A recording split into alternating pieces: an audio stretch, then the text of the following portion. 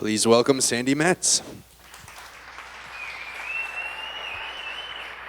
So my name is Sandi Metz. I'm really glad to be here. The Beyond the Code folks talked to me a couple years ago about coming, and I couldn't make it. I live a life now that involves a lot of travel, and I'm booked pretty far in advance. And so it was lucky when they got a hold of me this year that I was able to to make it up here just for today. Actually, I got up at 5 a.m. this morning out of my bed in Durham, North Carolina in the States, and caught a plane and got here about noon. And I'm catching another plane back home tomorrow at 7. But I came here today because I love this mission. And I suspect that you're here because you love the mission too. And it makes me want to say, before I get started, I just want to thank the folks from Shopify and the organizers of this conference for making it happen. All right? And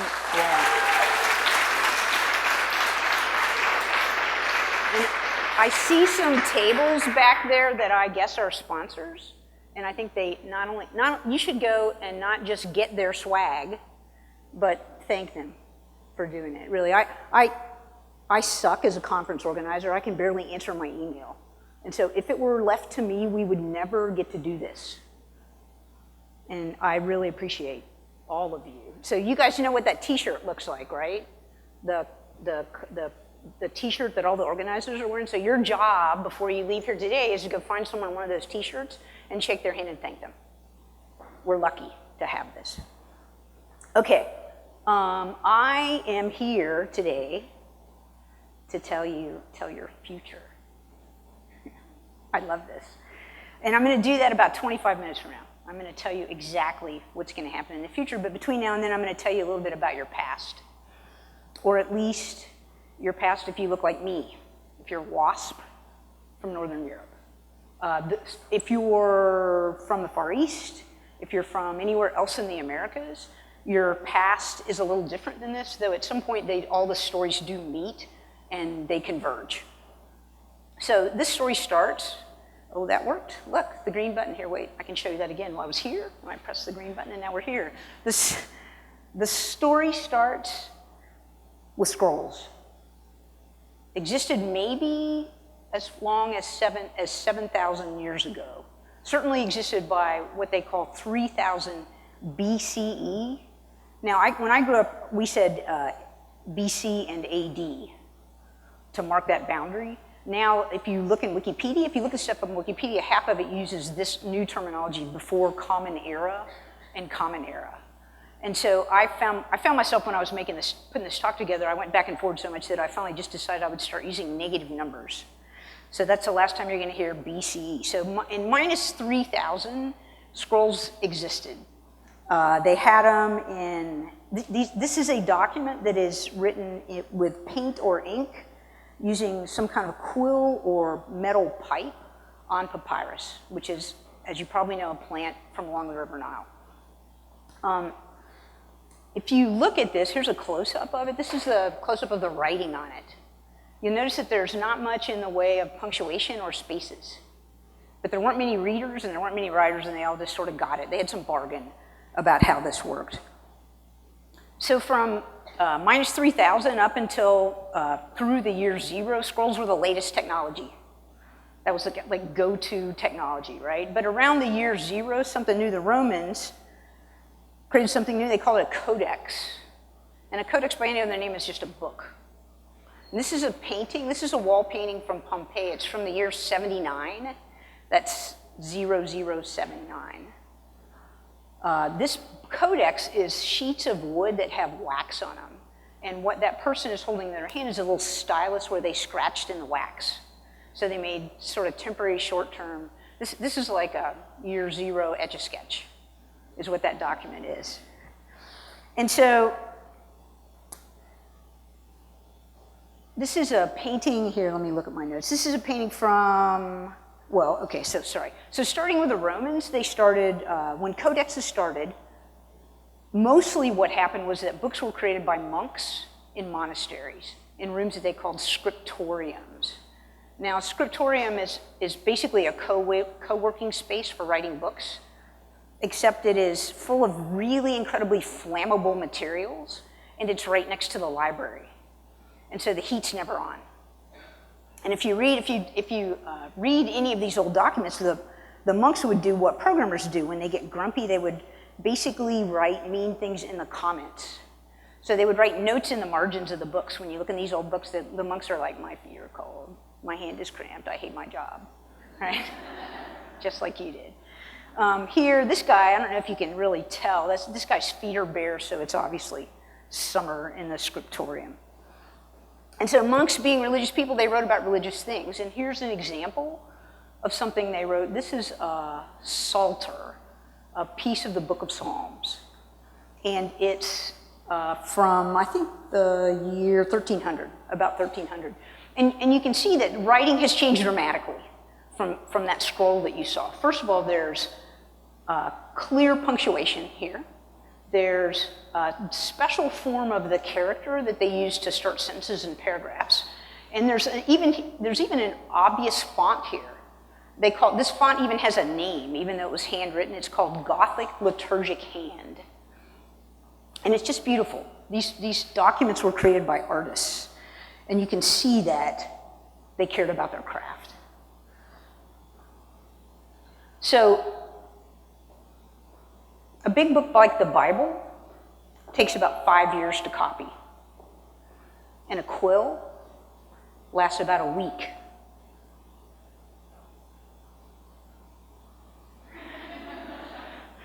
Yeah, all right. So all of these documents that you're seeing now are written by quill on parchment. And so it's going to take a lot of geese to do that. Now that parchment is really sheepskin. It's vellum, is what they call it. And the same thing, a book like the Bible, a book that big is going to take many, many, many sheep. And the very best parchment, actually, sorry, let me back up. So sheepskin itself is parchment. Vellum is a special kind of sheepskin. It's the skin of baby sheep. And it is the absolutely best working surface. This is what all the monks want to write on, right? It's smooth and easy, supple, it's easy to erase, it's easy to put ink on. But because it came from baby sheep, like really baby sheep, all the pictures of baby sheep broke my heart. So we're not going to have any baby sheep in this slideshow. This is just another example of the kind of documents. This is also from about 1300. This is a piece of sheet music. It's, I don't quite know how to pronounce it. It's either antiphonal or antiphonal. Antiphonal, thank you. Okay, so this is like 13th century sheet music. And it's just beautiful. And so from their start in about the year 0 until right around, right up into about the year 600, scrolls were codexes were the latest in technology. So in the 1400s, and this craft sort of reached its peak with these kinds of documents. This is a Bible written on vellum. It's in an abbey in England. And so this was done in 1407, the peak of this craft, like I said. But then within the next 40 years, less than 40 years later, fewer than 40 years later, a transformative technology occurred. And it happened because of it got developed in Europe. And it was the result of 3 things that were under everyone's eye. One of them was a wine press. This is a wine press. If I had my remote, I would point to it, but I'll just jump and point, all right? So that thing on the top, you see the handle, it's attached to a screw, and the screw goes all the way down to the bottom of that barrel, and there's a lid on it at the bottom. And so you can imagine, if you look at that, you can turn the handle and wind the lid up. You can fill that barrel with grapes and wind it down and press the juice out. Much more efficient than that whole doing it with your feet thing, right? Okay, so there's one thing. Everybody knows about the wine press in Europe in the 1400s. They also all know about coins. Now, these coins are from the time of that picture of Pompeii. These coins are much older than the time period that I'm talking about, but the way that people made coins had not changed in all that time. So coins are made, here's how it works, right? You make what they call a die, and a die is an any of the sides of the coin. So you make a die for the top and a die for the bottom, and then you get a blank, and you take that blank and you heat it up and you make a little sandwich, top die, blank, bottom die, and you hit it with a hammer, bang. And then warm blank deforms into the die, and that's how you get a coin. Now, it's important for the rulers at that time. They want all their coinage to look alike. They don't want the face of the coin to shift over time. And so the dies wear out really fast, and this is a huge problem. If you carve new dies every time the dies wear out, the coins don't look the same. And so another thing happened about coin making was they made a thing called a punch. And a punch is a rod with one side of the coin on it. So you would have a punch that had the front carved onto the end as an outie, and another punch with the back carved onto the end as an outie, and they would use the punches to make dies, and then they would use the dies to make coins until the coins ran out, and at that point they would use the punches a second time to make new copies of the dies. And so everybody in Europe knows how coins are being made, and this notion of transferring shapes across metal with punches and dies is common knowledge. They knew more about how their coins were made than you do, right? Everybody in Europe understood about coins being made. And finally, the last thing is a thing that came from China about 1300. It's becoming more and more common in the middle of the 1400s. It's paper. Now, relative to sheepskin, paper sucks. It's weak. It's fragile. You can't erase it many times. If you lay it out in the rain, it disappears. But it has the advantage of being cheap. You can make it from rags and hemp. And so despite its many, many disadvantages, paper is becoming more and more predominant in Europe. And so at that time, around 1430, these three things, which everybody in Europe can see, are under the eyes of this man, Johannes Gutenberg. And he combines these three things into a grand idea that he calls an automatic writing machine. He's obsessed with creating this machine. He spends the rest of his life working on it. He eventually goes bankrupt, but he changes the world. And here's what he does. This is called a sort. Now you might notice that if you take the end, it looks a lot like a punch. If you ink the end and then you put that end on a sheet of paper, it will faithfully transfer that shape. And so he needs to make sorts, but unfortunately sort making is tougher than punch and die making because this shape, not only does he need the end of it to have the letter on it, but he needs the body of it to be exactly the right shape in order to make it work in the printing press. And so what he wants to do is make a printing press, but what he does is shave the axe for 8 years, and he borrows money the whole time in an attempt to find a way to reproduce this thing. And in the end, and you need a lot, right? You don't need just one. You need every letter and every font in every size that you could possibly need. So you have to have a way to constantly remake sorts. And here's what he comes up with. On the left, as you can see, is something that looks like a punch. So some craftsman would take a block of metal and they would hand carve a letter in it. And then they would temper that piece of metal and harden it. And then they would take it and they would punch it into the thing on the right, which is a die. Now, that die is going to be used to cast a sort. But what he did is they ended up making a machine called a hand mold. I looked at this a long time, and I still don't really understand how it works. But I can tell you this, okay? That A on the left-hand side is the combined version of B and C. So B and C is the exploded version of A. That thing, the thing on the right-hand side, the die, which they also call a matrix, the matrix slides into the bottom of part A, and you notice there's a hole in the top of part A. They pour molten lead in there, and it flows down through the center of the hand mold and fills the innie part of the die, the matrix, and that creates a sort. And so once Gutenberg had finally figured out how to reliably create sorts, he invented this machine. And you can see in it, on the right-hand side, there's the wine press, that handle, and there's a screw that presses it down. In the center, there's what they call a form, which is a page where they've laid out, they've assembled a bunch of sorts. You can take that form, if you put ink on it, you could lay a sheet of paper on it, you can flip that cover over, you can slide it under that wine pressy thing, and you can print one page of a book. And at this point, once the printing press was invented, a practice team could suddenly print 200 pages an hour. It was a transformation in speed. So one day we were hand copying pages, and really literally the next, we had the printing press. And so Gutenberg printed between 160 and 185 Bibles, about a quarter of them on vellum, and the rest on paper.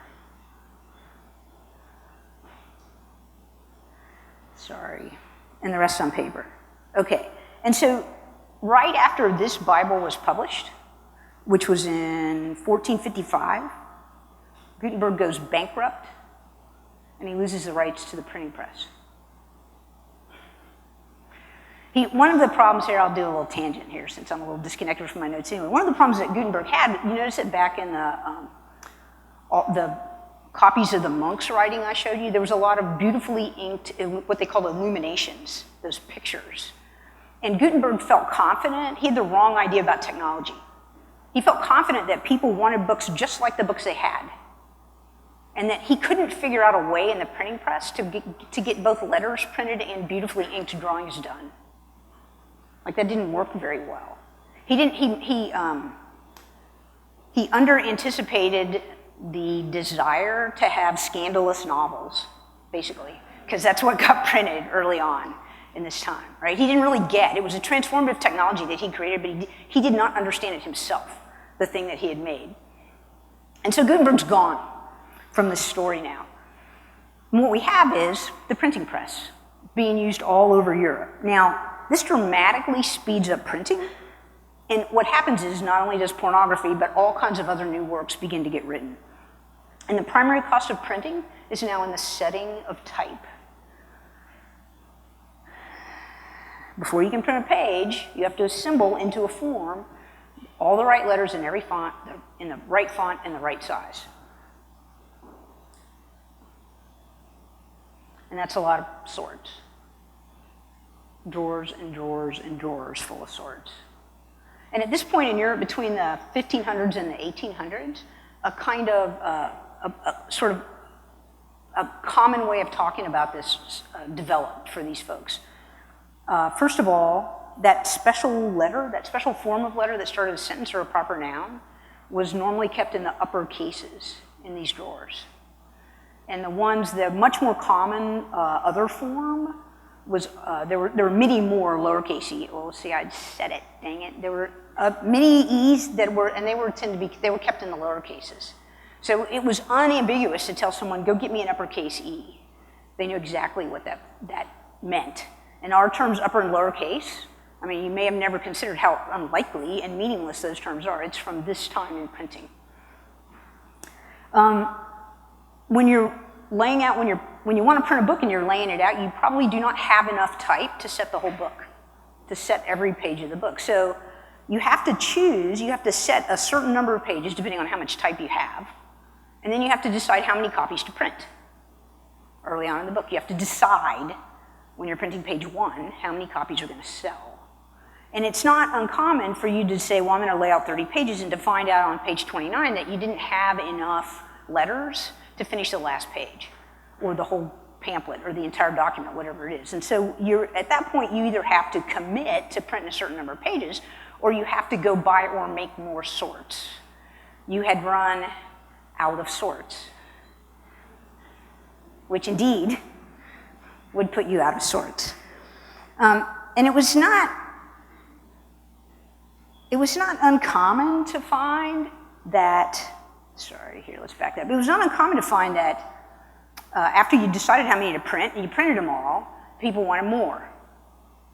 That certainly happened. I don't know, I'm from the US, as you can probably tell by my accent. Is it bad of me to say how delightful I find all the Canadian accents? Is that? Okay, so The Scarlet Letter is a thing I read in school, Nathaniel Hawthorne's Scarlet Letter. Is that a book that you're familiar with? Yeah, okay. Yeah, so that book, Nathaniel Hawthorne was already a famous author when he wrote that book, and his publisher thought that it was going to be a runaway bestseller. So they laid out all the pages, they laid out all the print, and they printed a massive first print run of 2,500 copies. And then it sold out in 2 months. And then they went back and they typeset the whole book again, all the pages, and then they printed 3,500 copies that time, and that sold out right away. And then they went back again and laid out the entire book. And the third time they laid it out, they did a thing, they used this process. This is a process where you pour paper mache onto a form of type, and then you can use that paper mache copy to make a metal sheet that is the equivalent of the page. This is known as stereotyping. And it is indeed where that word came from in our common language, right? It means to make something that's nearly a copy of something else. It's a printing word, stereotyping. All right, so with the advent of printing, all of a sudden there's an explosion of books in Europe. Now notice that this chart is logarithmic. That top number is 1.8 billion. Well, billion, sorry. And so, and what happens here, the blue is all with the printing press. Every letter of every page of every book in that whole series was, that page was laid out by hand. And so by in the 1800s, the primary cost of printing is in the setting of type. And this is the problem that everyone is trying to solve. And so by I don't even know what that says, 1884, in the 1870s, many people were doing it. By 1884, this guy, Mergenthal, is working on, he has come up with a solution to this problem. And now I'm just gonna walk away from those notes because they're killing me, and I'm gonna wing it. I can't see the next slide, but I know the talk pretty well. Okay, so this is something they call a matrix. And you can see that it looks a little bit like Gutenberg's matrix, right? Can you see there's a W in there on the side of the any of a W? If you put a bunch of matrices, they call them mats for short, if you put a bunch of mats in a row and pour molten lead in there, the reverse of it is that line of type that's being held in the hand above. Now, there you go, these are two off the printing press. Now, you still need a lot of mats. You haven't really replaced the sorts problem, but he has a machine that will print type, set type a line at a time. Basically, create sorts on the fly. And so even though you still need a lot of mats, you don't need as many, nearly as many as you need sorts. And this is the machine, it's called the linotype. It's got a number of parts. Up on the top, well, you see the keyboard down the bottom right. Above that is a thing they call the magazine. On the left-hand side, that circle on the front is called the mold wheel. Behind it is a thing called the melting pot. And the very top of this machine has the distributor. And so mats are up there in the magazine. And when you press a key on the keyboard, a mat falls down and gets collected. Here's an example. You can see right, so these are, I should have got my pointer. Mats are falling down, and this, wait, I can almost do it. Right here, these are mats. See the letters on them? Right? And so they get put in that, they fall to there, and this is how they did line justification. Because those books are all, the pages are justified. The spaces aren't actually mats, they're shims. And so they're thicker at the bottom than they are at the top. This is another example of that. Notice here there's a bar, that bar labeled number 5. It pushes up, and the line spreads out till it hits the stops. And that's how they justified type. Here, once it gets justified, it gets sent over to that mold wheel, the circle. You can see that that line of type is on the top of the mold wheel. It's stuck on the mold wheel. And here, again, the mold wheel's in the front here. Behind that container of liquid is molten lead. And there's a little plunger that plunges down, and then molten lead goes up through that little chute and hits the back of those mats, and it turns it into a line of type. Now, the last piece of the story is how the mats get back to where they started from. This is the end of the mat. Notice that every one of those teeth is not shaped the same. It's a little binary code. And so what happens is there's a little arm that drags that mat back up to the top of the machine. It puts it on this bar, and then there's screws that run that push the mat down the bar. And there comes a point when there's not the right matching number of teeth, and the mat falls off into the little chute. And that's what puts it back where that letter is for the keyboard. So believe it or not, I have a demo.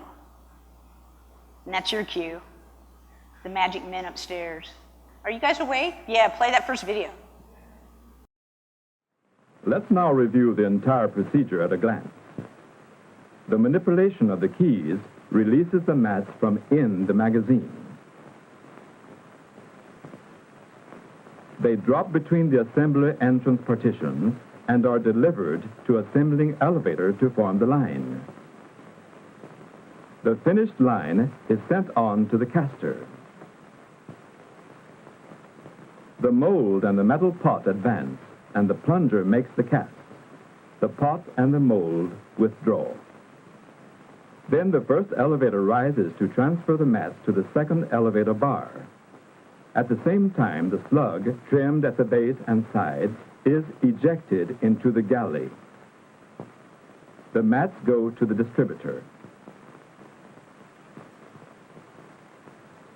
Moved by the helicoidal screws, they run along the length of the distributor bars so that, with the procedure already noted, they fall into the respective channels of the magazine, ready for use in succeeding lines.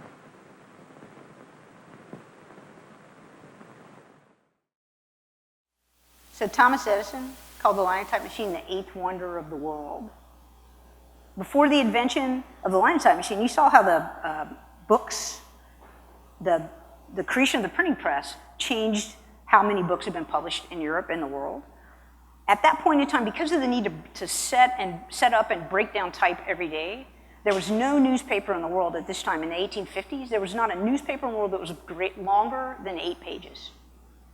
And when the linotype machine arrived, newspapers bought them as fast as they could get their hands on them. And print daily news went from 8 to 48 pages almost overnight. Okay, so there's this explosion of printed material, right? All of a sudden we were printing, we're setting type in lines per minute instead of minutes per line. There's wonderful photos of old linotype rooms in the archives in the US. This is the New York Times in 1942, and this is the Dallas Morning News. They must have had an over-eager photographer in Dallas because there's 1 million pictures of the Dallas paper being printed in this era. This room is a workplace safety nightmare. Okay, it is really loud. It's very hot. The machine cannot be stopped. I don't know if you thought on that video, like what happens if you get your hand in there when the linotype machine is running. Newspapers are one of the few businesses in the world where they actively hire people who are hearing impaired. Because if you are going to work in this room, it is best if you already have a hearing loss. This again is from the Dallas Morning News. This is a guy doing manual spell check.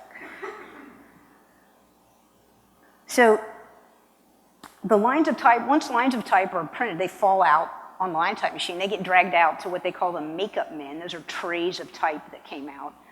And then people put them together in pages.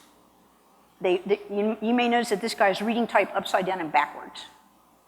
Humans are great at that kind of stuff, right? You get very good at that as this is your job. Notice that this is a sports page. You can see the catcher is backwards. Then they have to smooth out the type after it gets set. You can't really see it because it's moving so fast. This guy has a mallet, and he's just wanging on the form of type, trying to get it all even so it'll get inked evenly, and they can make a stereotype. So, what this means, I don't know how many of you were in the CSS talk earlier today. You can never complain about CSS again. This is how it worked before then. Okay, so there's an explosion of content, and along with it comes this transparency of information. Having the linotype machine made it possible for newspapers to print all the news every day. It was transformative. Books and magazines become widespread and ubiquitous. Literacy becomes common. Everything about what the modern world as we know it was created by the linotype machine. By 1928, it was the primary typesetting machine in the world. But as was true with all the arcs of technology that you saw with the scroll and with the codex, the lifetime of the linotype machine was even shorter. There's this accelerating, cascading changes in technology. And by 1965, it was replaced by the computer. And I remember when this happened, because I'm a woman of a certain age. I grew up in Parkersburg, West Virginia in the States, and my father worked for the local paper. He It was his job. He wasn't really a linotype operator, he was a mechanic. And so he could operate linotype machines at need, but mostly it was his job to keep the dirty, dark, dangerous, hot, noisy machines running. It was hugely important to him. I have such strong memories as a child of the pride they took in getting a paper out every day. When the newspaper was the only internet that existed, they never let it go down. Some days the paper was very small, it's true, but they always printed something. And in all the years of my childhood, there was never a time, no matter what catastrophe they had at the printing press or at the newspaper, they got some kind of paper out every day. My dad went to work in clothes that were black because nothing else could come clean. He worked with grease and ink all day long, and his hands were always chipped and cut and had little burns on them. And they never quite came clean. Like his fingernails always had black around them, like that scrapey lava soap wasn't enough to get all the ink and the grease off his hands. But then something happened. In my childhood in the 1960s, he would sometimes come home with mats in his pockets. Those brass mats that Gutenthal invented, we played with them. I played with them when I was a little kid. But at this era, in 1960, when I was a child, this era of hot type is ending. Like I said, it was replaced by the computer. And my dad studied electronics in a little room in our basement. Now, I was pretty small, but I remember this because first he had an oscilloscope, and that was so cool. I really wanted to know. I was never allowed to touch the oscilloscope, but I really wanted to know how it worked, like what it did. But the other thing I noticed, I remembered, was that a time came when he started wearing different colored clothes to work. He wore tans and greens and those browns. And then eventually I noticed one day that his hands were pink and clean. Now, he swam across this transition from hot to cold type, but many of his coworkers did not. And just like scribes and creators of codexes and layers of type, setters of type, he successfully made a transition in technology, but everyone did not. All right, so now, that's a history. Now I'm going to tell your fortune. And I want to warn you that the first part of it might be a little hard. All right, so brace yourself. First of all, everything is going to change. Everything. And what that means is that you're going to die. And your parents are going to die, and your grandparents are going to die, and your children are going to die. So, long life well lived, right? There are people in my life that died that way. But others aren't so lucky. And their end is going to come in confusion and pain and with regrets. Some of your friends will go too soon, of accident or illness or by their own hands, and they will leave you alone in guilt and anger and regret. And regardless of when they go, they're going to leave you. You can feel them. What you'll feel is that one by one, they're gone, and you're taking giant steps forward in the mortality queue. Now, how do I know that these things are true for you? Because they've already happened to me. These things will come to be. All right, next. Your body's going to fail you. You're going to find that it's increasingly difficult to read street signs at night or the menus in dimly lit restaurants. You're going to get dependent upon your GPS and that little light in your cell phone. You're going to get on speaking terms with your orthopedic surgeon. Ask me how I know, yeah. These things have all happened to me. So not only will your family change and your body change, but your work is going to change. I got my first programming job in the spring of 1978, just 3 short months before the New York Times last set a newspaper with a linotype machine. Mozilla The first web browser appeared 15 years later. O.1 was released in June of 1993. And fewer than 25 years later, the internet is at the center of our lives. We live inside this bubble, so it's hard for you to see, but the job you have today appeared as suddenly as that of a linotype operator. In the 1960s and 70s, when phototypesetting occurred, these machines became obsolete overnight. They were so worthless that they disposed of them by throwing them from upper story windows into parking lots. They were sold as scrap. So there you go, that's your future. Death, decay, and obsolescence. I know it sounds horrible, but really, it's the truth, right? It's your real future. It's your fortune, right? Your future does not involve a tall, dark stranger or an unexpected inheritance. It involves reality. It's too bad, right? Those things are edge cases. The tall, dark stranger inheritance thing, edge cases, right? What we want, what I'm talking to you about is the app that's the happy path of your life,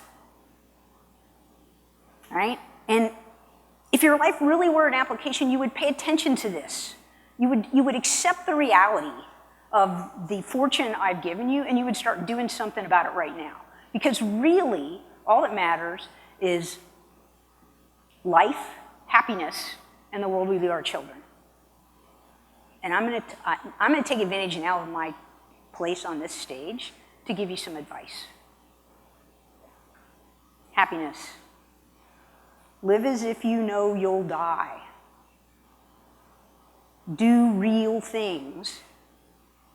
Tell everyone you love them today.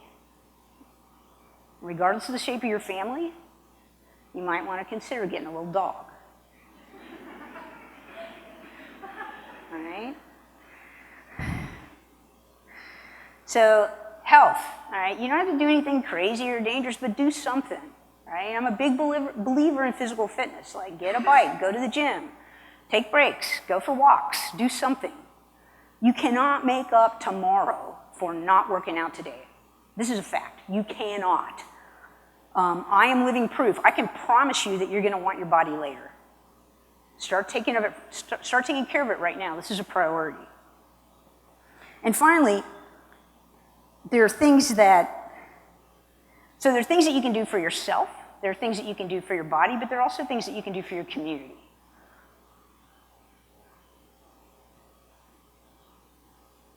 This community is important, and your place in it matters. There are many ways to make a meaningful contribution. Showing up in really small ways can make a huge difference. It's still morning. It's still the morning of this technology, and so seeing up just a little taller lets you cast an enormous shadow. So we can do things for ourselves, we can do things for tech, but we're also uniquely qualified to do things for others. We're bigger than technology. We're a tribe, the tribe of information. And our lineage is scrolls and typesetters and linotype operators. We carry the mantle of the open sourcers of technology. And I feel doubly a member of this tribe because not only do I work in this business, but I was raised by a man who came home with mats in his pockets and ink in his hands. My dad's now 80, and he's 80-something, 84, and he just recently retired. For a long time, up until quite recently, he worked 4 days a week. 2 of them at Enterprise Rental Car. I know, it is a horrifying thought, but my dad was the guy who picked you up. And 2 at the local food bank. Right? At the food bank, he gave people loans to keep their electricity on and helped with the arrangement, all kinds of stuff. But the major thing he did was try to make sure that people didn't go hungry. Actually, the major thing he does is try to make sure people don't go hungry. And despite his efforts, I know that they do. Your schools need help. Your communities need help. I know that many of you are already doing things. This is just one example. This is an example near and dear to my heart. This is Habitat for Humanity. I am not one bit religious, but I love this mission and I forgive them for being a religious organization. Right? Habitat, we want to belong and we want to change the world. And Habitat is a place where you can do both of these things while working with dangerous tools. What's not to like? I kid you not, one time at a Habitat build, they let me drive the Bobcat. It's always a possibility. So, but even if you're not a hands-on, the sheetrock hanging, nail banging type, having used the volunteer organization software for many of these organizations, I can tell you from firsthand experience that it sucks. It really sucks. And now I don't mean to complain about those people. What we know is that individuals behind those organizations who are not technology people are writing that software. And they really, really, really need us to pitch in and help them because they're really bad at it. They're not very good at that, right? Everywhere I look, there's something that needs doing.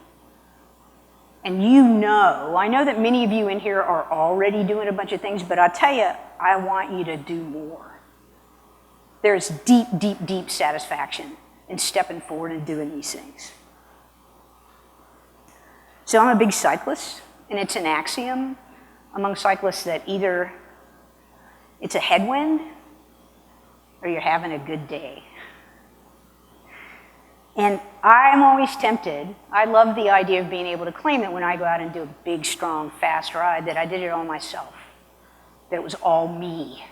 It was dint of my own effort. But the truth is, I know that if my doppelganger, if little Sandi Metz were out there riding on the same day, at the same time, under the same conditions, but going in the opposite direction, she would work just as hard, but accomplish far less. When I look around this room, I suspect that for some of you, this is one of many conferences you'll go to this year. That you're deeply immersed in the community, and that you made a choice to come here because you want to support this effort. And I commend you for that.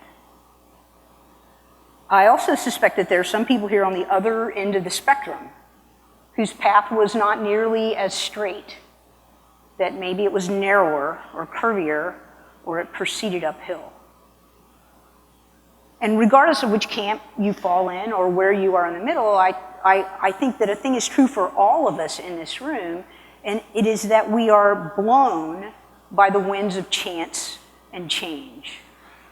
And that regardless of where you came from, you got here today because you were lucky enough in some way to have the wind at your back.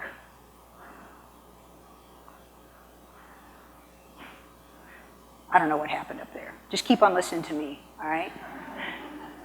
So, change. It's inevitable. It's coming, all right?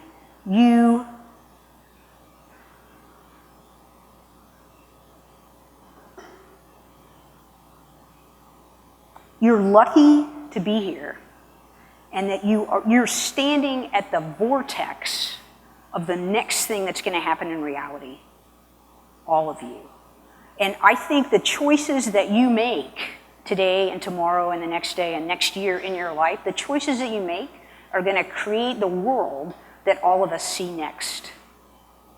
And so today I really want to challenge you. Go out there and choose something big. Thank you.